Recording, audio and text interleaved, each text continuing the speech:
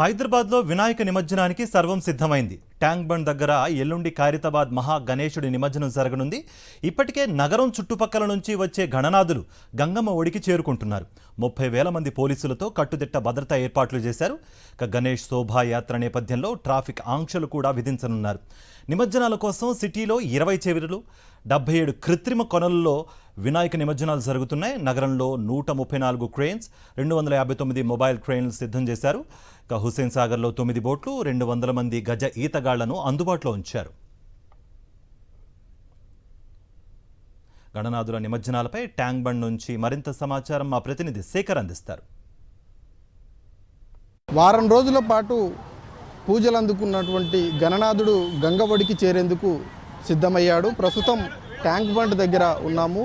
Tank bund పరిసర ప్రాంతాలతో పాటు గ్రేటర్ నగరంలో ఉన్నటువంటి అన్ని చెరువుల దగ్గర, కుంటల దగ్గర దాదాపు నిమజ్జనానికి సంబంధించినటువంటి ఏర్పాట్లు అధికారులు పూర్తి చేశారు. ముఖ్యంగా గ్రేటర్ నగరంలోని ట్యాంక్ బండ్ క్రేన్ నెంబర్ 4 దగ్గర ఖైరతాబాద్ గణనాథునికి సంబంధించినటువంటి నిమజ్జన ఏర్పాట్లన్నీ కూడా అధికారులు పూర్తి చేసినటువంటి పరిస్థితులు ఉన్నాయని చెప్పుకోవచ్చు. ఇక 3వ రోజు నుంచి 9, 11, 13 రోజుల వరకు గణనాథుని నిమజ్జన కార్యక్రమాలు ఉంటాయి. కానీ అధికారికంగా 6వ తేదీన రాష్ట్ర ప్రభుత్వం గణనాథుని యొక్క నిమజ్జన కార్యక్రమాన్ని చేస్తూ ఉంది. ఇక 1,00,000 మందికి పైచిలకు సిబ్బంది ఇందులో పాల్గొంటున్నట్లుగా అధికారులు మనకు చెప్తా ఉన్నారు. మొత్తం గణనాథుని శోభాయాత్ర గ్రేటర్ సిటీ మొత్తంలో 300కు పైచిలకు కిలోమీటర్లుగా ఈ శోభాయాత్ర జరుగుతున్నట్లుగా అధికారులు చెప్తా ఉన్నారు. అట్లాగే గ్రేటర్ సిటీ నగరంలో ఇప్పటి వరకు 130కి పైచిలకు క్రేన్లను ఏర్పాటు చేసినట్లుగా తెలుస్తూ ఉంది. కేవలం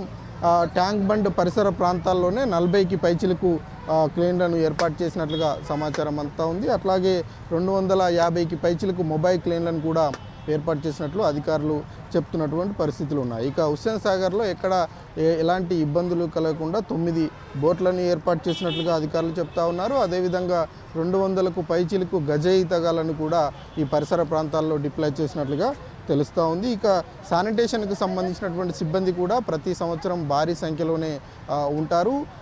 నగర వ్యాప్తంగా 14,000కు పైచిలకు శానిటేషన్కు సంబంధించినటువంటి సిబ్బంది ఉన్నట్లుగా అధికారులు ఇప్పటికే ప్రకటనలు చేశారు. అదేవిధంగా ఈసారి కొత్తగా గతంతో పోలిస్తే ఈసారి విద్యుత్కు సంబంధించినటువంటి ప్రత్యేకమైనటువంటి దీపాలను కూడా ఏర్పాటు చేశారు. దాదాపు 50,000కు పైచిలకు దీపాలు ఉన్నట్లుగా అధికారులు చెప్తా ఉన్నారు. ఇక బందోబస్తుకు సంబంధించినటువంటి ఏర్పాట్లు కూడా చాలా పెద్ద ఎత్తున ఉంటాయి. అవి 30,000కు పైచిలకు బందోబస్తు పోలీసు సిబ్బంది పాల్గొంటూ ఉన్నారు.